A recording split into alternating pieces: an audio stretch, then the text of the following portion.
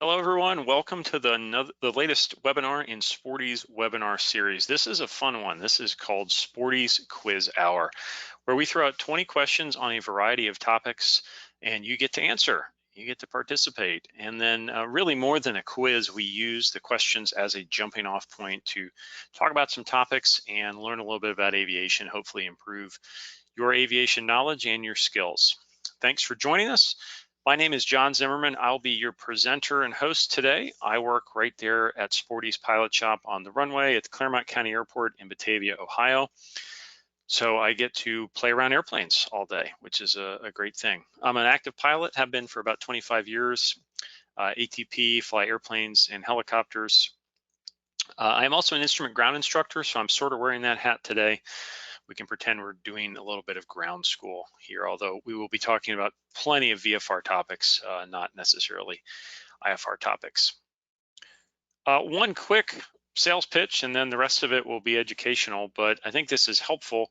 A lot of the questions I'll be throwing at you today were developed from our pilot training app. This is our all-in-one training platform, really the place to go for any type of training you might be doing, everything from private pilot, instrument rating, commercial pilot, learning to fly, aerobatics, learning G1000 avionics. It's all there, over 25 courses. It works on your laptop, your iPad, your iPhone, Android, Apple TV, Roku, whatever it might be. Great place to go to improve your skills, no matter where you are in your flying career. You can check it out at sportys.com/discover and take a free demo, and I encourage you to check that out. All right, so a quick overview of where we're going to be going today. I will present 20 multiple choice questions. You'll have A, B, and C. I will give you time to answer on screen, so you can click or tap the answer, and I'll allow a little bit of time for that to happen. And then we will share the correct answer with everybody. And then, as I said, that's really where we'll take it as a jumping off point to really dive into what the topic means and hopefully learn something from it. So pay attention, be on your toes, and be ready for the questions. Quick note, we will be recording this webinar, so if something's confusing or you don't quite catch it, be sure to check back on Sporty's YouTube channel, and we'll have a video recording of this up and available for you. All right, let's dive right in. Question number one. What effect does high density altitude have on propeller efficiency and why? Option A, efficiency is increased due to less friction on the propeller blades. Option B, efficiency is reduced because the propeller exerts less force at high density altitudes. Or option C, propeller efficiency is unaffected by high density altitude. I'm going to put the question up here, and we will throw it out there.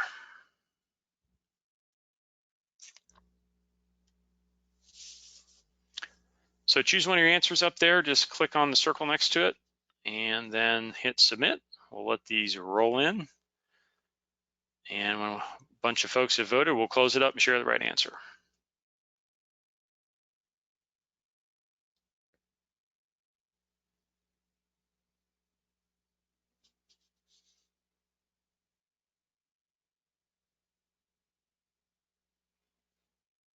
All right, time is about to be up.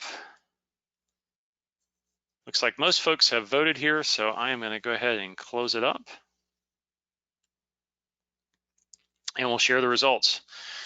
93% went with option B here. Efficiency is reduced because the prop exerts less force. Well, I was warming you up with a little bit of an easy one. You are correct. Good job, 93%. That is right. Efficiency is reduced. That may be obvious. High density altitude is bad for performance. I think we all kind of know that. But there's a couple parts that maybe are overlooked a little bit. One is just that propeller piece. We often think about high density altitude affecting engine performance, but don't forget about the propeller, and for that matter, the wing. It's really a total aircraft performance issue. So remember that it affects all parts of the airplane. The good news here with density altitude is that it's never been easier to calculate this. So in the old days, having to go out and do all kinds of math and slide rules or complicated charts. It's really out the window. Almost any electronic flight bag app will calculate this for you automatically. I've got ForeFlight open here. This is on my iPhone. All you do is go to the airport, go to the weather page, and it automatically tells you density, altitude. This is a great thing to check right before takeoff. You can see here at the bottom, it's even highlighted it in yellow for us. The thing to remember is density altitude is an issue beyond just the mountains. I think a lot of people fall into the trap of thinking, well, I fly in Ohio or Florida, density altitude can't be that big of an issue. That's a mountain thing. That's what people in, Colorado worry about. And yes, it's definitely a bigger issue when you start out at high elevation. But don't forget that high temperatures, especially, this time of year in summertime in America, can really create issues. Here's an example from the real world. In fact, I found an airport here where I was calculating takeoff distance in ForeFlight, and it said basically unable because the outside air temperature of 43 degrees C exceeds the published limit. So the example before there with Scottsdale, you may notice airport elevation is 1,500 feet. It's not exactly high altitude, but density altitude is 5,300 feet because of the high temperature. So just a reminder that density altitude can be a factor outside the mountains anytime you've got high temperatures out there, something you want to definitely take into consideration. Okay, question 2. Thunderstorms, which generally produce the most intense hazard to aircraft, are A, squall line thunderstorms, B, air mass thunderstorms, or C, warm front thunderstorms. Launch that quick poll. You can answer on the screen one of your options there and then hit submit.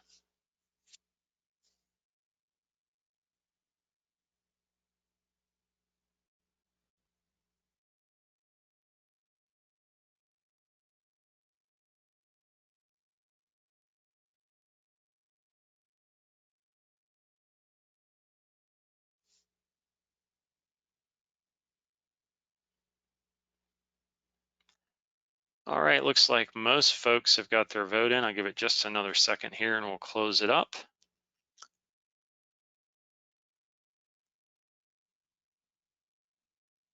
All right, another fairly convincing win here for squall line thunderstorms. Number 1, 83% saying that is the correct result.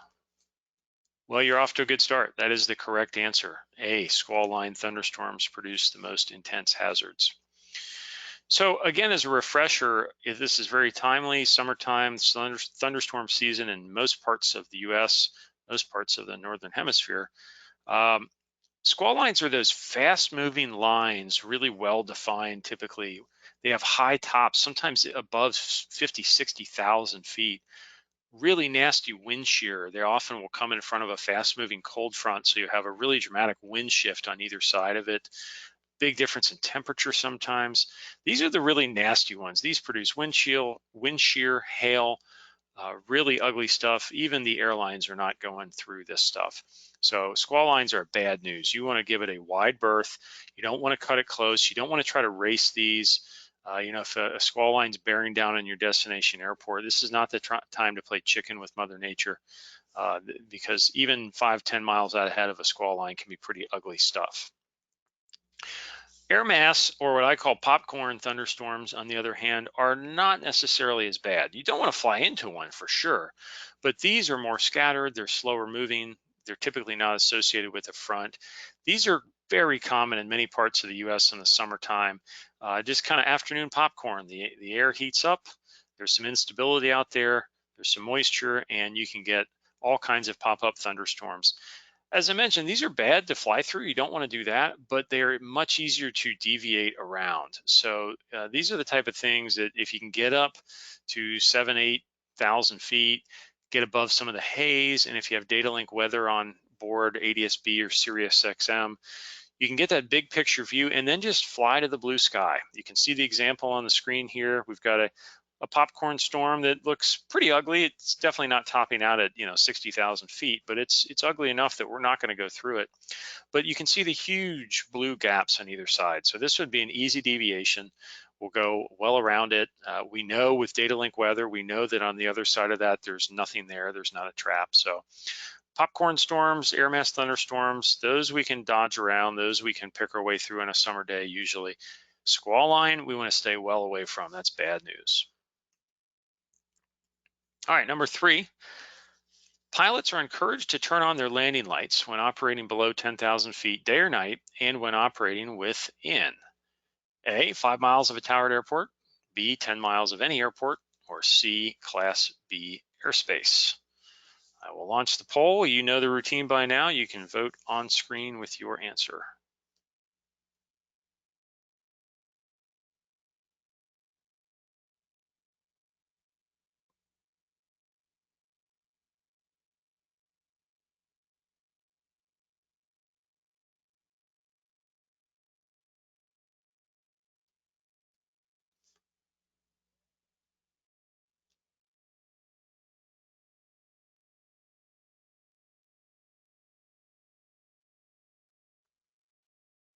All right, responses are pouring in here, so we'll close this up in just a second.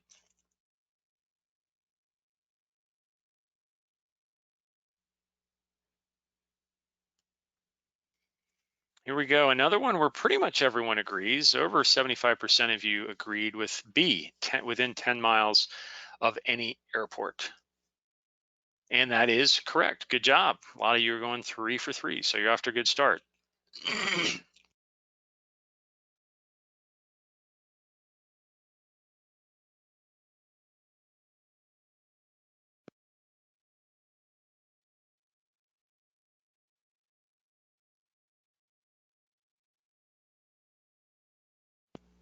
If you learned to fly recently, you should know about this. If it's been a little while, this may be a little bit newer to you, but I think most instructors are teaching this now. You can find it in the AIM. It's actually not just a, sort of a best practice for habit. It's actually in the AIM, section 4323. Voluntary safety program they call Operation Lights On. So it is voluntary, but it does help. And they say explicitly pilots are encouraged to turn on their landing lights during takeoff and further encouraged within 10 miles of the airport, day or night. So this is not just something at night. For me, this is just a habit. This is part of my checklist. I leave the landing light off until I'm cleared for takeoff at a towered airport, or I'm on the takeoff roll or beginning the takeoff roll at a non-towered airport. That's sort of my check. If I'm ever position and hold or line up and wait, I'm not sure if I've been cleared to take off. If the landing light is off, it means I have not been cleared yet. But when you're clear for takeoff, put that on, leave it on until you're clear of the airport environment. And then same thing, when you're coming into land, I like to turn it on ahead of time. If you have some position lights, you can turn those on further out. If you have retractable gear, should probably be a gear down, landing light on situation. One thing I really like is LED lights. If you have the older lights, sometimes people are nervous about turning on their landing lights and leaving them to run because they're afraid they'll burn out. LED lights pretty much eliminate that. These are becoming much more affordable. So if you haven't upgraded your landing taxi lights to LEDs, I would strongly encourage you to consider that. For me, ADS-B traffic in the cockpit and landing lights make it easier. If I know with ADS-B traffic on my iPad, I know I've got an airplane at 2 o'clock and 2 miles and 500 feet above me, so I know where to look. But then that landing light's the last piece that sort of connects the dots, helps me actually find the airplane visually. So the two together make a great pair. Number 4, let's get into a little bit of regulation, some aeronautical. When operating an aircraft at cabin pressure altitudes above 12,500 feet MSL, up to and including 14,000 feet MSL, supplemental oxygen shall be used during what time? In flight time in excess of 10 minutes of those altitudes, the entire flight time at those altitudes, or flight time in excess of 30 minutes. There are the options. Please vote.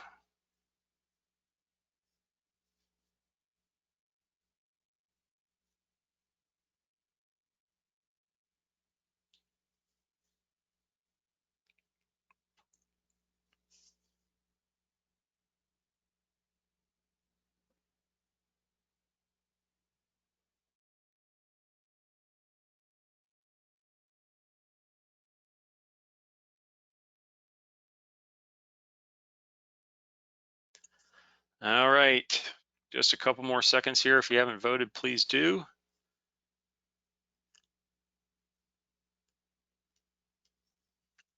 Another one, you all are pretty unanimous today. Very good. Number 3, flight time in excess of 30 minutes at those altitudes. That gets 81%. The winner, and not coincidentally, the correct answer. In excess of 30 minutes. So let's do the quick review. You probably remember this from early on. 12,500 to 14,000 feet required if you're there more than 30 minutes. 14,000 to 15,000 required for crew, and above 15,000 feet, everybody has to have oxygen at all times. Those are the rules. Most of you can probably recite those. My little reality check for you is that those are the bare minimum, and those should not be considered great medical advice. Those should be considered a limiting factor. That's FAR 91.211. To me, it varies very much by person. Different people respond to altitude very different. For some people, they're going to need oxygen at 8,000 feet. Some people may be okay at 12,000 feet without oxygen. Depends on day and night. So for me, the easy answer is always fly with a pulse oximeter. That's the little fingertip monitor there at the bottom of the screen. These are very affordable now. You can easily buy them for under $50. And it's an easy way to monitor your blood oxygen saturation. You can see there we've got 98% and a pulse of 77. If that was down to 90 or 89%, it's definitely time to start using some oxygen. Who cares what the altitude is? If your body needs it, you should use it. So I would suggest always fly with a pulse oximeter. You'll get to know your body at different altitudes, I think, and you'll learn when you need it and when you don't. You may be surprised at how low you need it. I find myself, even on a long flight, if I'm at 9,000 feet for 3 hours, the FARs say I don't need oxygen, but a puff on some oxygen will definitely make me feel better, kind of turn up the lights.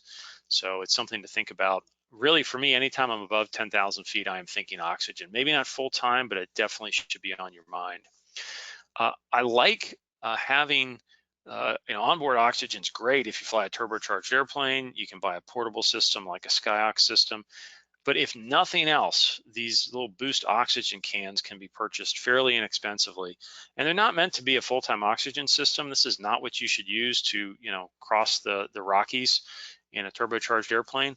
But in an emergency, for a backup, for a last minute, pick me up before descent after a long flight at 8,000 feet, they can be a pretty good option. So think about oxygen and when you need it, not just when the FARs say you need it. Question 5.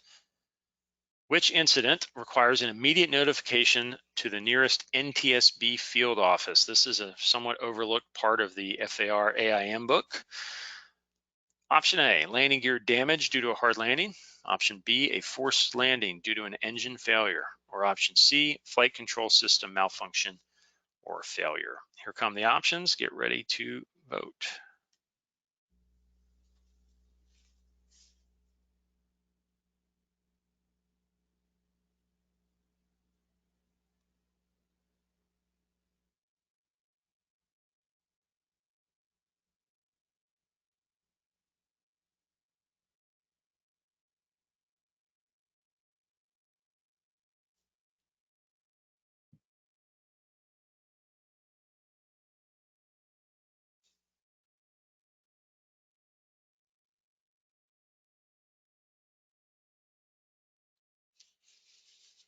All right, most folks voted. A couple more seconds here. We'll close up the poll.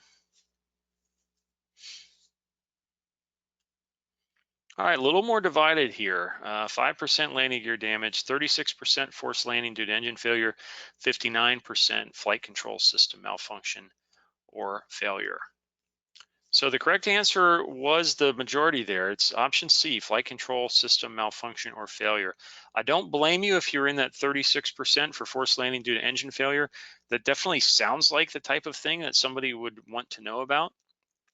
But if we want to be particular, NTSB 830.2 defines substantial damage as something that adversely affects the structural strength, performance, or flight characteristics. Engine failure or damage limited to an engine if only one engine fails or is damaged are not considered substantial damage. So the NTSB is being fairly clear there that if you lose the engine on left downwind and make a perfect dead stick landing and roll off the high-speed taxiway, nobody needs to know, at least according to NTSB 830. There's some other people in your life that might want to know, but that's not a quote-unquote reportable event. It's just a reminder, I think, that the rules for reporting are not always as intuitive as you might think. So you want to think clearly about what do the rules say, what really matters. What the Ntsb is saying here is that flight controls is a big deal. And anytime there's something wrong with the flight controls that needs to be reported, they need to know about it. There may need to be some action taken there. But an engine failure that results in kind of a nothing to write home about event is not necessarily a reportable event. Question 6, let's talk about aerodynamics a little bit. Ground effect is most likely to result in which problem? A, becoming airborne before reaching recommended takeoff speed. B, inability to get airborne even though airspeed is sufficient for normal takeoff needs. Or C, settling to the surface abruptly during landing.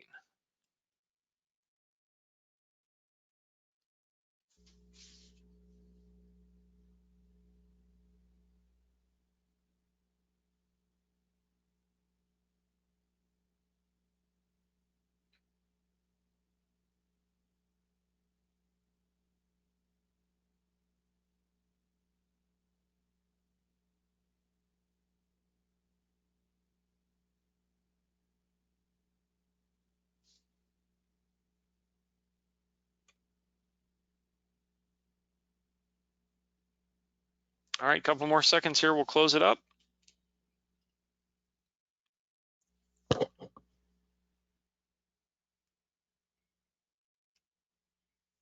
All right, 80% went with option A, becoming airborne before reaching recommended takeoff speed. And second place was option C, settling to the surface. Well, that's correct. Option A is the right answer, becoming airborne before reaching recommended takeoff speed. Ground effect, one of those things that I think most pilots know about. The way it often gets talked about is in terms of landing. And, we come into land and we get close to the runway, and the ground effect is this sort of invisible cushion that maybe makes it a little harder to land, and we need to maybe pull off a little bit of power and feel for the runway. But it really can be an issue on takeoff, as this question suggests. Go back to question 1, where we're talking about a high density altitude day. We can kind of be fooled by ground effect into thinking the airplane is ready to fly when it's not.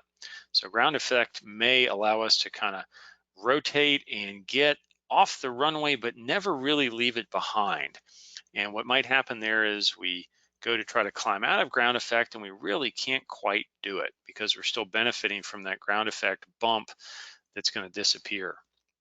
So remember, it can help you or hurt you. It can help in a soft field situation. Maybe we've got a rougher grass field you're trying to take off. Use the ground effect to your advantage. Get up off the rough surface and accelerate in ground effect. That's a good thing.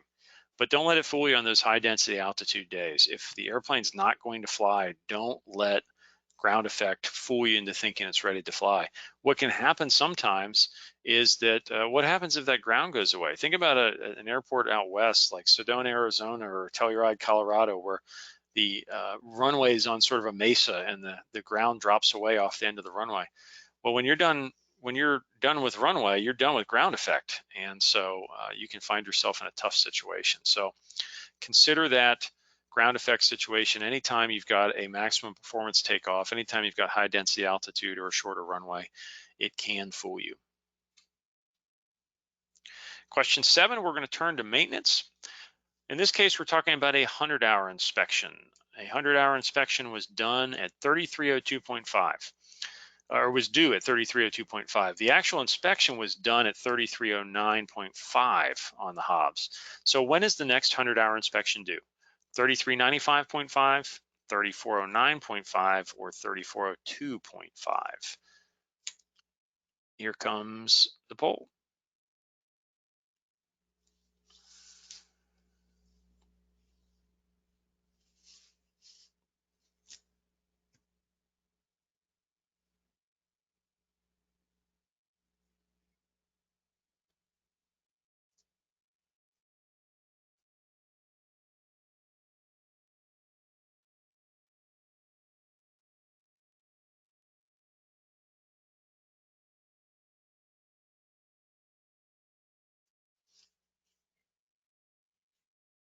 All right, just a couple seconds. If you haven't voted, go ahead and do that. Hit submit.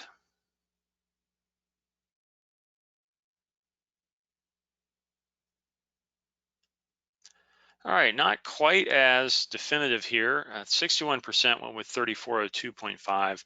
36% went with option B, 3409. So as you can guess, the question here really is what starts the clock? Is it the 3302 when it was due, or is it the 3309 when it was actually done? Which one counts? Well, the answer is C. It is due at 3402.5. It's due 100 hours from the original time it was due, not when it was actually done. If you want to look at the chapter and verse, it's FAR 91.409.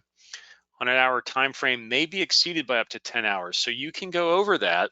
The idea here is you flying it to maintenance. So that part's fine. But it must be deducted from the next 100-hour period. So the 100 hours still due at the same 100 hours. You just got a 10-hour buffer there for flying it. But it is still due at 3402.5.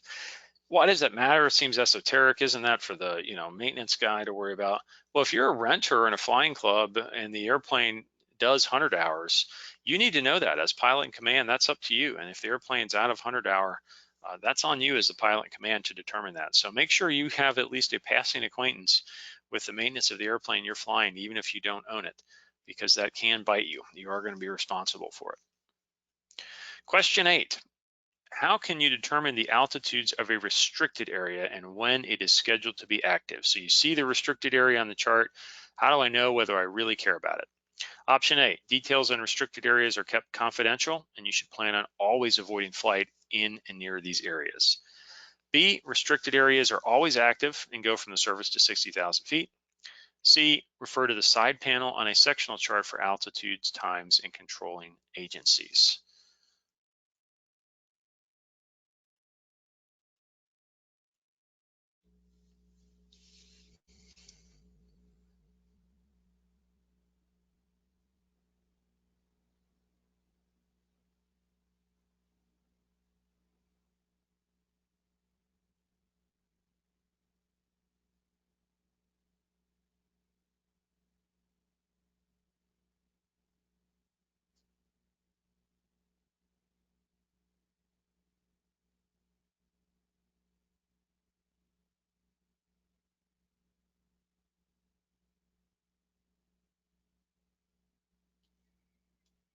All right, we're going to close it up just a second. Looks like almost everybody has voted. Good participation in this one. All right, I didn't stump too many of you here, and I didn't really expect to. Option C got 93%. Refer to the side panel on your charts. And that is the correct answer. Yeah, restricted areas do go hot and cold, so to speak. I really brought this up because there's a lot of different ways to get this information now. So this has to do with almost any airspace. In this example, I use ForeFlight as probably the most popular app I see out there, but lots of other apps have the same type features. So whatever you're flying with, know how to access this information. In this case, there's two ways to do it. So in ForeFlight, we're on the maps page, and the app does a great job of stitching together sectionals. So they hide that side material. The things you would find on a normal printed chart aren't there. So we often get the question, well, how do I find it? You can tap that little gear symbol at the top of the maps page and go to Map Touch Action. And what that will allow you to do is select the bottom option, Bring Chart to Front with Legends.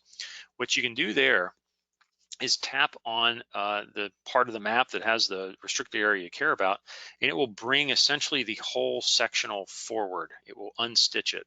And you can see the screenshot here, what we've got. We've got that information you would normally see on the side of a sectional. We've got restricted areas and military operations areas with the altitudes, the time they're in use, the controlling agency, the frequency you can contact. Really helpful information, and it's really easy to access once you know how to do it. An even easier way, in the most recent versions of ForeFlight, they've got that information on their data-driven map. So you can just tap on the restricted area and forget the whole side panel of the chart. It'll tell you right here, R3601A. It'll tell you it goes up to 17,999 feet. You can contact Kansas City Center on 134.9. So really easy to do. There's really no excuse for being in the dark about MOAs or restricted areas now. It's easy to access this information. And when in doubt, call them up. Kansas City Center, if you call them up and ask them, hey, is R3601A hot? They're going to be happy to answer that question for you. Question 9, ATC Flight Following provides what services to VFR aircraft? Opening and closing VFR flight plans, flight following is only available for IFR aircraft, or traffic advisories and other assistance on a workload permitting basis. Here comes the question.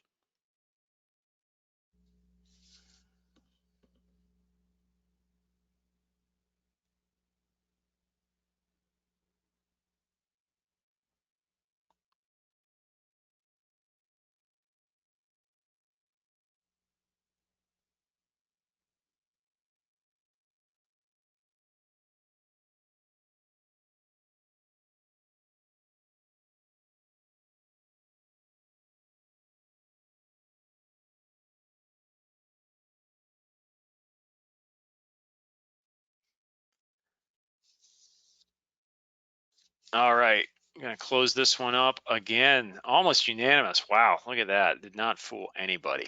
99% traffic advisories and other help, workload permitting. Well, that is correct. Didn't stump you there. The point is, remember that flight following is great. I love flight following on VFR across countries, but you are sort of a second-class citizen, and ATC is there to separate those IFR airplanes, and they're going to handle you on a workload permitting basis, which means there may be sometimes they simply say unable, and they nicely tell you to go away, maintain VFR. Even if you are under flight following, though, remember that you still have some responsibility. You can't just sort of turn over the reins to ATC and sit back and relax. You still need to watch for traffic. You still need to ask about airspace if you're unsure. So take the last question. If you're headed for restricted airspace, just because you're on VFR flight following, don't automatically assume that you are good for all the airspace up ahead. If you're unsure, definitely ask. Same goes for weather. Don't assume that air traffic control sees all the weather that you do and has a plan. They can only see precipitation on their radar. They cannot see clouds. So if you're VFR and you're cruising along at 4,500 feet and you see a cloud in your path, it is your responsibility to miss that cloud and stay VFR. So don't be shy about telling ATC you need to make a change and heading your altitude to avoid that. Another important note on VFR flight following here is this from the FAA. Radar facilities providing radar flight following or advisories consider the loss of radar and radios without service termination notice to be a possible emergency. Pilots receiving VFR services from radar facilities should be aware that search and rescue may be initiated under these circumstances. The point being there, if you are buzzing along and you miss a frequency change or your radio goes quiet, that's a big deal. Just because you're VFR does not mean that ATC is just going to let you go. If they lose you on radar because you turn off your transponder or you fly at a radio range, that's a big deal. So stay tuned in, pay attention, don't miss a call or a frequency change, because even VFR flight following, that can cause some issues. All right, question 10. You're performing a test flight in the vicinity of Onawa Airport, K36, which is kind of down in the middle to the right section of this map. You're at 11,000 feet MSL. What additional equipment does the aircraft need? ADS-B out, ADS-B in, or nothing? The chart's going to disappear when I launch this question, so take one last look at that if you can. Find K36 on the map, look at the sectional, and decide what additional aircraft equipment, if anything, do you need, and then I'm going to launch the poll here and you can answer.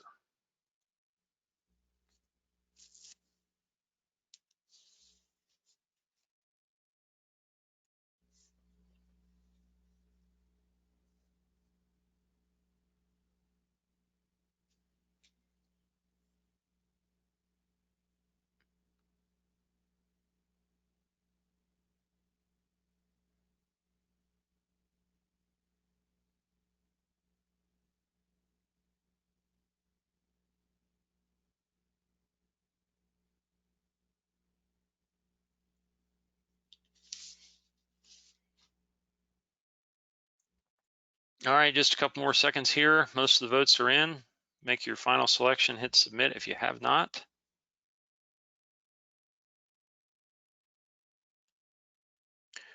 All right, a little bit more split decision here. 61% say ADS-B out, 37% say nothing, 2% said ADS-B in.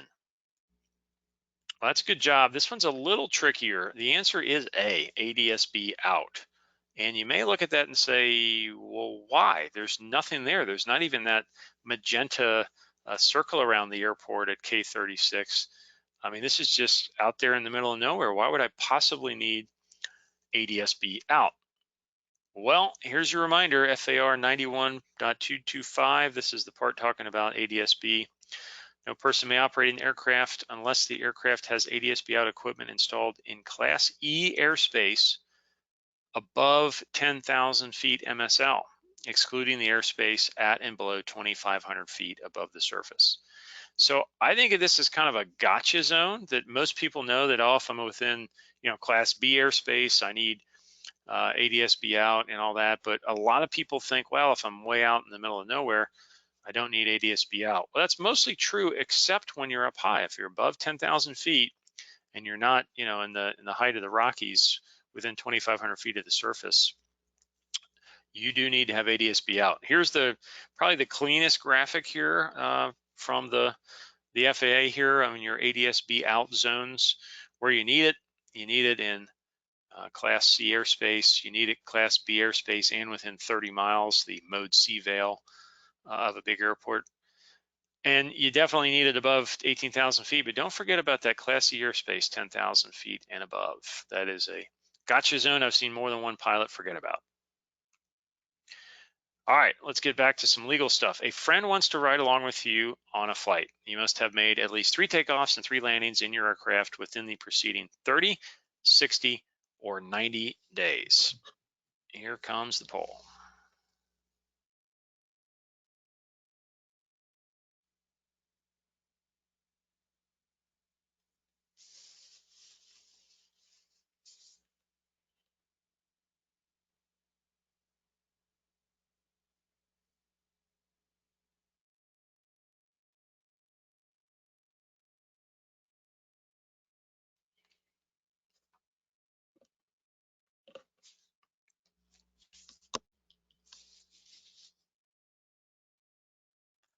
All right, this one fairly easy and good job. 93% went with option C, 90 days, which of course is the correct answer. Very good. That's pretty basic. That's the one currency thing pretty much all pilots have to obey, is those 3 takeoffs and landings within 90 days. Just a couple of reminders. One, if you fly a tailwheel airplane, those do need to be to a full stop. You can't do touch and goes. The other one that occasionally gets people in trouble is FAR 6157 specifies it has to be the same category, class, and type if required, meaning an airplane that requires a type rating like a jet. So if you log 3 landings in a Cessna 310, that's great, but that does not make you legal for a Cessna 172. You've got multi-engine land and single-engine land, not the same thing. So it's not just any old 3 landings. It does need to be 3 landings in the same category, class, and type if that's required. All right, back to weather. Question 12. What feature is associated with a temperature inversion? An unstable layer of air, Chinook winds on a mountain slope, or a stable layer of air?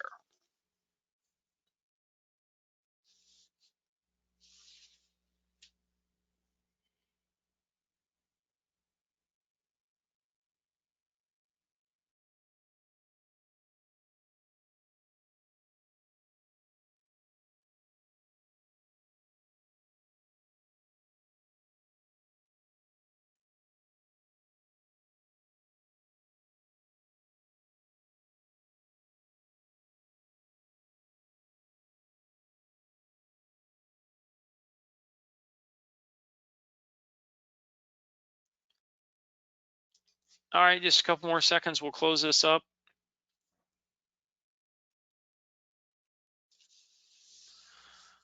Pretty much agreement here. 71% went with option C, a stable layer of air. 28% went with an unstable layer of air. That's correct for the majority of you. Option C, stable layer of air. Temperature inversion equals stability. I think of an inversion as keeping a lid on convection. We've got a skew T log P diagram here on the screen, and if you've never seen one of those, it may look kind of intimidating, but you can learn a lot from one of these. Skew T log P is basically a sounding of somewhere on Earth that you put up a weather balloon and you get the temperature and dew point. What we've got circled there in red is an inversion. That first black line on the right is the temperature. And you can see that, as you might expect, the temperature is going down. It's cooling as you go up. That's what we expect. But then somewhere there about 10,000 feet or so, it starts to go right. You get sort of the nose effect. And that is a temperature inversion where for a few thousand feet there, the temperature is actually increasing with altitude. So that's an inversion. That generally means we've got stable air. So just because it's 90 degrees out today does not mean we're going to have a huge thunderstorm in the afternoon.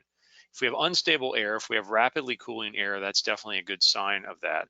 But if we have a temperature inversion, it means we have probably some pretty stable air out there. We're probably not going to have runaway convection in thunderstorms all afternoon.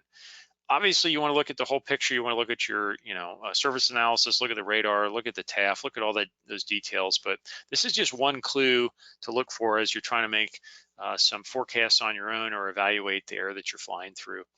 Is look at that temperature aloft. If you haven't looked at a QT log P before and you're kind of a weather geek, I highly recommend it. There's some good resources out there that teach you how to read it and get some information from it. Question 13, let's talk about weather, but now in the context of legal requirements. What minimum visibility and clearance from clouds are required for VFR operations in Class G airspace at 700 feet AGL or below during daylight hours? So we're VFR, Class G, 700 feet AGL and below during the day. Option A, we need 1 mile visibility and clear of clouds. Option B, we need 3 miles visibility and clear of clouds. Or option C, we need 1 mile visibility, 500 feet below, 1,000 feet above, and 2,000 feet horizontal clearance from clouds.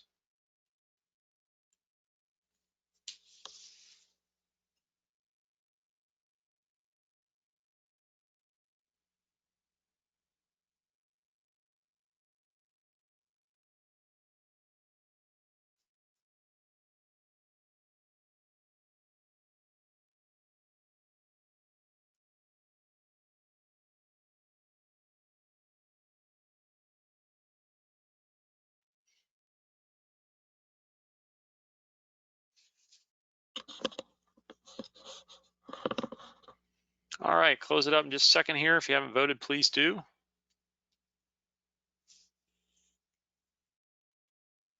All right, 73% went with option A, 1 mile visibility and clear clouds, and pretty much evenly split for second place with options B and C. You are correct. It sounds crazy. It's not very much, but in Class G airspace at an uncontrolled airport in the traffic pattern, say, 700 feet AGL and below, 1 mile visibility and clear of clouds is all you need. It may not be a great idea, but it is legal. Here's your quick refresher. If you need to, refresh these before your next cross country, FAR 91.155 or the AIM section 3-1, maybe a little more readable.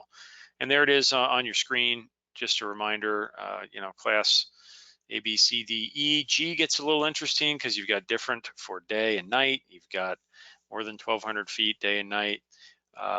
Definitely a lot of details there to remember. But the way I remember it is Class G during the day, you don't need hardly anything. And if you've ever flown a 1 mile visibility VFR, it feels really, really strange. So that is a very basic minimum. There's a couple traps here, though, I think. Just go beyond the memorizing what they are, put it into application here. One trap is if you're VFR, and here's a typical example, or maybe there's just some fog or some low-level scud, and you know if you can just take off and climb out, you'll be able to get away from it. That can sometimes work, but remember that in most cases there, you're going to take off in Class G airspace, but when you climb above 700 or 1,200 feet and you get out of the traffic pattern at the airport you're at, you're most likely going to transition into Class E airspace. And when you go from Class G to Class E, your minimum visibility goes from 1 mile to 3 miles, and your cloud clearance goes from clear of clouds, meaning 1 inch clear of clouds, to 500 feet below. So from a legal standpoint, you can get yourself in a little bit of a trap here where you took off and maybe you had 1.5 miles visibility, and that's legal. But as soon as you climb out and get into Class E airspace, that is no longer legal. You need 3 miles.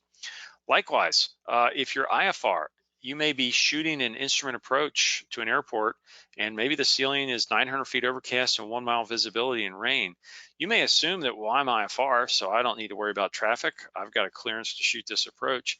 But remember that legally speaking, in a Class G airspace, you could have an airplane VFR out there doing pattern work. Maybe there's a cub in the pattern flying 700-foot patterns, and that would be legal VFR in Class G airspace at that altitude. So just because you're IFR and just because the weather is kind of low does not mean you shouldn't be looking for other airplanes in the traffic pattern. If you break out on the approach, make sure there's nobody coming in on base to ruin your perfect approach. Question 14. Another one where you're going to have to do some reading here, so take a chance to read the airport facility directory here on screen. In this case, we're asking, what is the recommended communications procedure for landing at Lincoln Municipal Airport during the hours when the tower is not in operation? So as you find at a number of Class D and some Class C airports, the tower is not 24/7. So when the tower is not in operation, what do you do? Option A, monitor traffic and announce your position on 118.5. Option B, contact Unicom on 122.95 for traffic advisories. Option C is cut off, so I'm going to launch the poll for you here, but it says monitor ATIS, then announce your position on 122.95. So there are your three options. Please vote. Monitor and announce on 118.5. Contact Unicom on 122.95 for advisories, or monitor ATIS and then announce on 122.95. Please vote and we'll tally it up.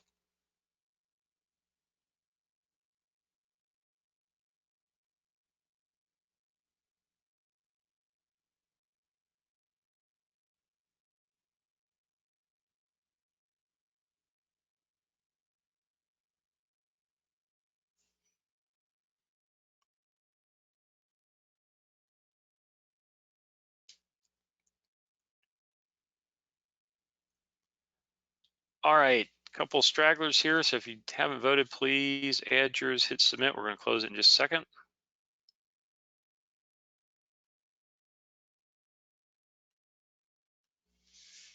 A little more split here. About 2/3 of you went with option A, monitor and announce on 118.5. Second choice was option C, monitor ATIS and announce on 122.95. A lot of reading to do there, but option A is correct. You want to monitor traffic and announce your position on 118.5. So you can read that in the chart supplement as we had on the screen there. You can go down there to communications and read about it there. You can read airport remarks. You can read lots of stuff. I personally think a lot of times this is easier either on a sectional or from an app. So here it is on the sectional. You can see Lincoln, it says control tower, CT 118.5, and you've got the little star in the C there, and you don't have to memorize exactly what those mean, but that should kind of put a little flag in your head that maybe there's something I need to read about there. Maybe there's more to it. The easy way to find it is that chart supplement, what we used to call the airport facility directory, the green book. And that is now in most apps. That for a long time was not an app, so you have to go scrounging around on the sectional, but most apps have added that now. Here's the view in ForeFlight. We're on the airports page. You can see there under the info tab, towards the bottom of the screen, you see chart supplement and AFD, and that will pull up the digital view of that page that I had showed. That's where you get all the gory details about an airport. It's really worth checking if it's an airport you haven't been to before, because that chart supplement does hide some details that are not traditionally found on other charts. Calm wind, preferred runways, pilot controlled lighting. It's often overlooked, but it's something that should be part of your pre-flight briefing for a new airport. Here's a good one. Question 15, for communication between pilots during cruise flight, the proper frequency is. So here me and a buddy are flying to breakfast together in extremely loose formation, and we want to keep each other updated on our progress. What should we be using? Option A, 122.75. Option B, 123.5. Option C, 123.45.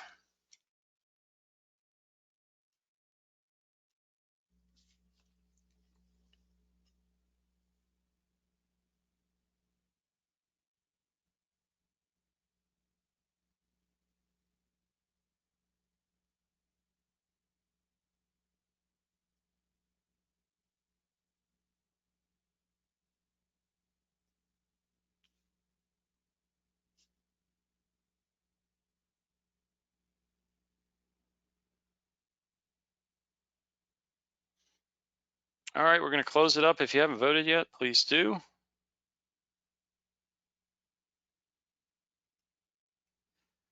All right, we've got some disagreement here. A bare majority, 53% said 22.75, 26% said 123.45, and 21% 23.5. Not surprised there's some disagreement here because this one I think is not very well known. The correct answer is actually A, 122.75. You may like to use fingers, 1, 2, 3, 4, 5. A lot of people use it. It's popular. It's not going to get you thrown in jail, but it's technically wrong. 123.45 is not for in-flight, as you see here in this screenshot from the AIM. Air-to-air communication for private fixed-wing aircraft should use 122.75. This was actually called out in the most recent AIM update, something the FAA is trying to highlight, section 4.1.11. They're trying to emphasize that 123.4 and 123.45 are reserved by the FCC for individually licensed commercial aircraft and accessory manufacturers. So this is flight test frequency. This is not for you and your buddy to use on the way to breakfast, believe it or not. That's for air to ground communications. So again, if you're in flight and you're in fixed wing, you really should be talking on 122.75. If you're flying a helicopter pilots I find are usually pretty good about this. 123.025 is the generic helicopter air to air. You'll often hear that around larger cities. Different helicopters will be sort of self-announcing their position. And aviation structure, glider, hot air balloon, 123.3, 123.5. I confess I've not heard those used a lot. But if you're air to air, 122.75, let's try to stay off of fingers because that's what the FAA wants us to do. All right, getting close. Question 16 here. As the airplane slows down in flight, the angle of attack must be A, increased to maintain altitude, B, decreased to maintain altitude, or C, remain the same.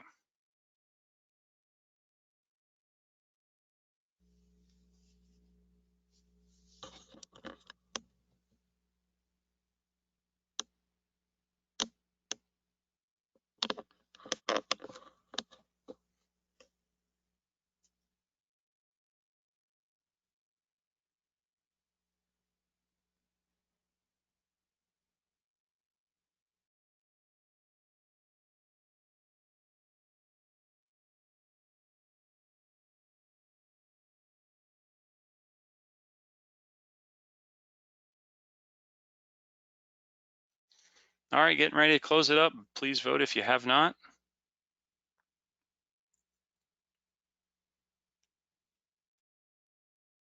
All right, didn't fool too many of you here. 90% went with A, increased to maintain altitude. That is correct. Angle of attack, always a subject that seems to get a different amount of attention from different people, but let's dive into it just for a little bit. I think angle of attack is important, not the end all be all, but is important. So a quick refresher, here's a graphic that reminder of what angle of attack is. It's not your pitch angle. It's not what you see in the attitude indicator. Your angle of attack is really the difference between the pitch angle and the flight path vector. So where am I pointing the nose of the airplane versus where is it going? Doesn't necessarily mean the horizon. It means if I am climbing and I have a high angle of attack, I could have an angle of attack that's well above the horizon because I'm climbing. So in the example used here, here's I think a good graphic that simplifies what's going on. In level high speed flight, we've got a lot of relative winds. So we really need a relatively small angle of attack. We're not climbing, we're level.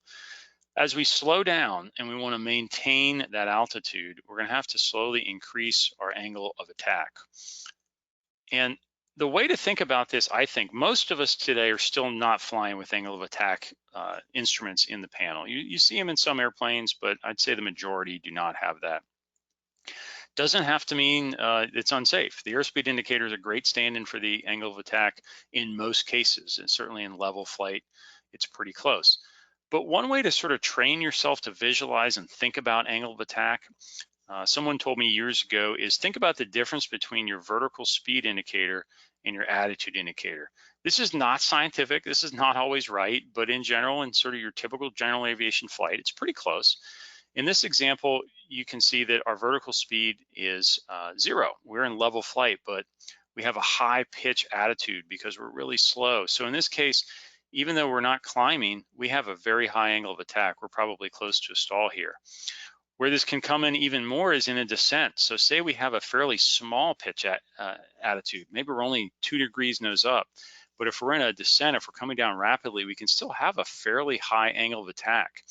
So again, if you fly an airplane without an angle of attack indicator or a sensor, you can still train your mind to sort of have a gut feel for what is my angle of attack, because at the end of the day, that's what determines stall. You've heard the expression probably, you can stall an airplane at any airspeed. So you could stall that 170 to 120 knots. It's absolutely true. It's very unlikely unless you're doing some aggressive maneuvering, but it's definitely possible. So what you want to do is train your mind to sort of have that gut feel of where am I with respect to angle of attack. And I think one way you can learn that is go out, play around a little bit, do some different maneuvers, look at that attitude indicator versus the vertical speed. What you're really trying to determine there is the difference between your pitch angle and your flight path. Question 17, let's talk about METARs. Here we've got a METAR at Savannah, SVN, and you can skip most of this, but look at the end and we've got P0001 at the end. What does that mean at the end after the remarks start? A, the station has a precipitation discriminator. B, precipitation in the last hour was 0.01 inches. Or C, pressure is falling rapidly.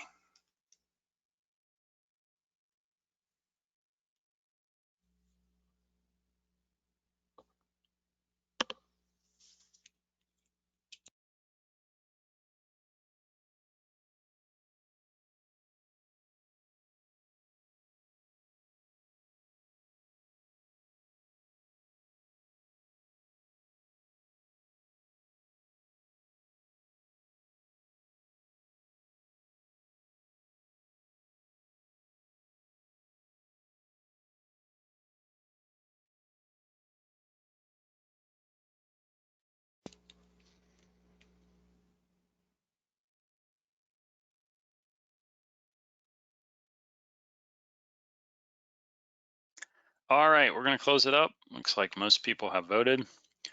69% say option B, precipitation in the last hour was 0.01 inches.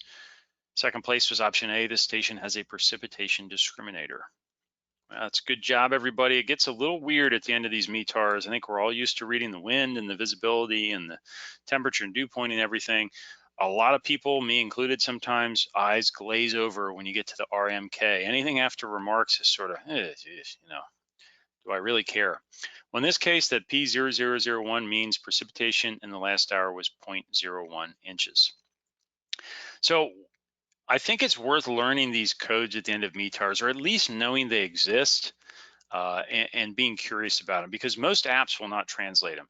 If you're using ForeFlight or Garmin Pilot or WingX or something like that, they can make you lazy. It's great, but they decode these METARs. They tell you what the visibility and the wind and the temperature is, but most of them do not go beyond that remarks section. So most of them will not tell you what those means, what those letters and numbers mean. It's usually not a big deal. It's usually not critical information, but sometimes it can. In this case, you know, okay, it's raining, that's good. A lot, a little? Well, here we have 0.01 in the last hour. It's barely rained at all. That can help add some color to the weather. I find wx-now.com is a great free site if you want to kind of learn about it. They have a good METAR decoder where you can put in some sample METARs and learn what some of these things mean. What does A02 mean?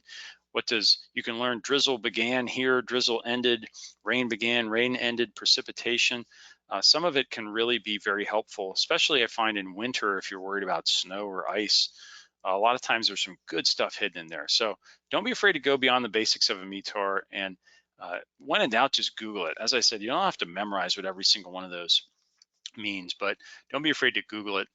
This is that website I mentioned. It's a nice, easy decoder, and it goes beyond just the basics of winds. You can see down at the bottom, remarks, tells you it's a fully automated report, tells you a system requires maintenance, tells you it has a precipitation discriminator, but it also tells you up there under precipitation, rain ended, drizzle began, drizzle ended, rain began. and then precipitation last hour. So that's decoding that whole RAE 01, DZB 01, that whole mess of letters and numbers in a much more easy to understand way. And it gives you a better feel for what's happening. You know, we had a little rain, turned to drizzle at the top of the hour, then it dried out, then a little rain began about quarter till. All right, 3 to go. Question 18. The arrows that appear on the end of the north-south runway on screen there on your right, what do those indicate? The area is A, usable for taxiing, takeoff, and landing. B, may be used only for taxiing. Or C, cannot be used for landing, but may be used for taxiing and takeoff. Again, that graphic's going to go away, so take a last look, and then I'll put the poll up on screen.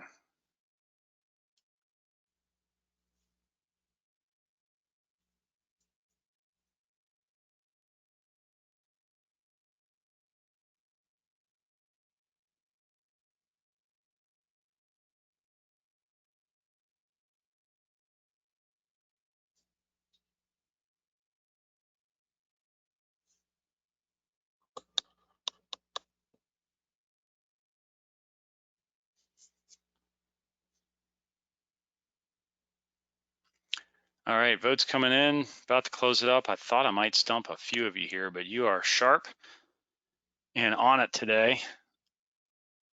So 87% say C, not usable for landing, but usable for taxi and takeoff. Now, as I said, you brought your A game today, so good job. That is correct. Option C is the right answer. Here's a reminder of the graphics. It can get a little confusing, I find, the difference between the yellow arrows and the white arrows, the chevrons. The view on the left there, that's a relocated runway threshold. So basically what they're saying is everything before the runway threshold is a taxiway. It may be the same piece of pavement as the runway, but it's really not a runway. It's only for taxiing. It cannot be used as part of runway length. People probably will take off on that, but it's technically part of the taxiway. Whereas on the right, you have a displaced threshold, probably a little more common. That can be used for taxiing and takeoff, but cannot be used for landing. In that case, usually it's because of an obstacle. Maybe there's a tall tree right on final. So it doesn't affect takeoff or taxiing, but it does affect landing. Whereas on the left, sometimes that's done either because the runway surface at the beginning is not in great shape, or sometimes there's a road right up against the runway that can impact takeoff. So just be aware there is a difference. Typically you see that displaced threshold more often, but you will run across it. The other one, in fact, some places have both, where the first part of the runway is relocated runway threshold, and then we have displaced threshold, and then we have the actual threshold. So just be aware of that. Question 19, what action should a pilot take when operating under VFR in a military operations area? A, obtain a clearance from the controlling agency prior to entering the MOA. B, operate only on the airways that transverse the MOA. Or C, exercise extreme caution when military activity is being conducted.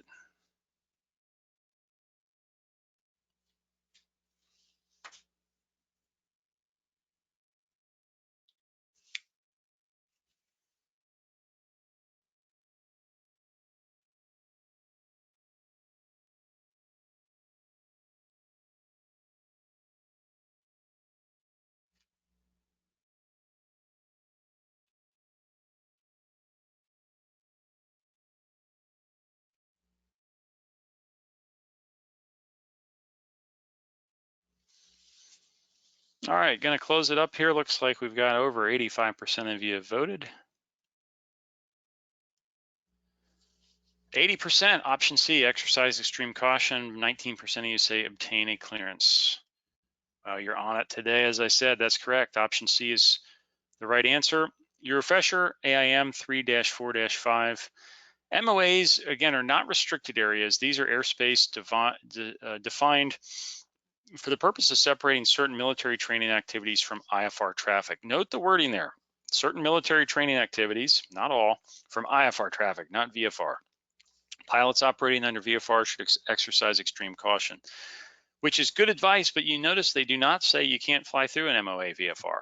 It's really kind of like an advisory more than a limitation. So don't be stupid, but recognize that you do not have to get clearance to fly into an MOA if you're VFR.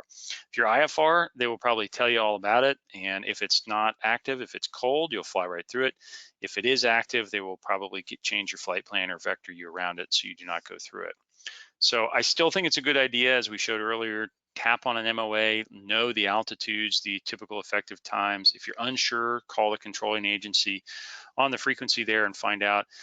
Because while you can legally fly through an MOA that's hot, it's not great manners, and you might get an F-22 off your wing scaring you. So go ahead and do your homework. But remember, the VFR, it's not prohibited.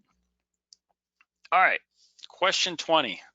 Threw this in here. The border to Canada has opened just this week, I believe. So here we are. We're planning to go on a trip with some friends to Canada.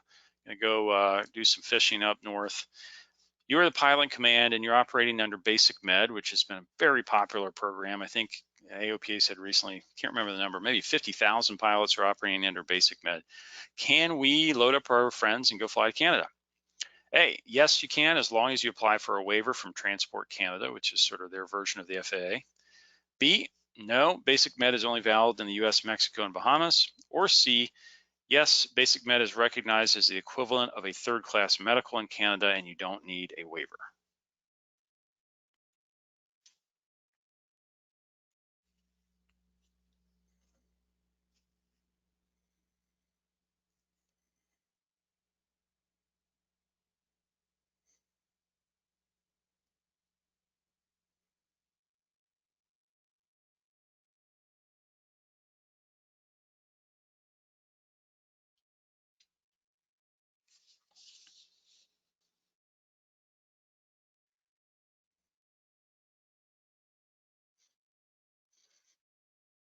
All right, last chance to vote. This will be our last question. Close it up here in just a second.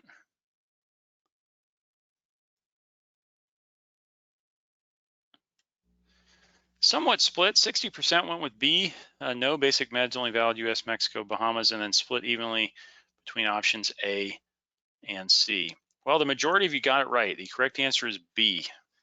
Basic Med is a great thing. Basic Med is valid in the US. It's also been recognized by Mexico and the Bahamas, but unfortunately, not yet Canada. Supposedly, it's coming.